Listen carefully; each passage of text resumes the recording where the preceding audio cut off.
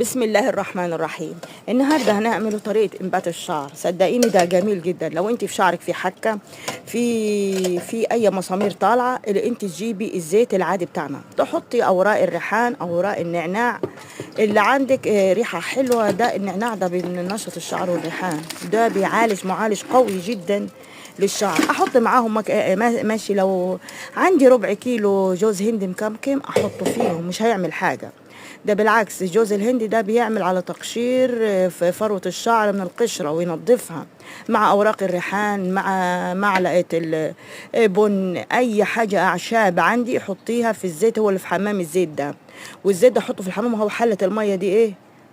عشان يبقى على البارد، بستخلصه. اسمه استخلاص لأوراق النعناع أو الريحان على البارد، في حلة كده تحتيهم حلة مية. اسمه ده ايه؟ حمام ميه. عشان اعمل الزيت بتاعي، مش احطه على بعض، مش ميه، لا مش ميه، ده زيت وبحطه فيه كل اللي انا عاوزاه. ده عشان بعمل بيه حمام شعر زيت. وبعد كده اغسل فروة الراس، اخليها ساعة او اتنين، واغسله بالصابون غسيل. اغسليه ماشي بشامبو عندك حلو ماشي، بس اغسله بميه فترة الاول، وبعد كده انشفه واستخدم الشامبو بتاعي عادي. ادي الزيت اهو بتاعنا بعد استخلصناه على البرد وصفناه بالمصفى.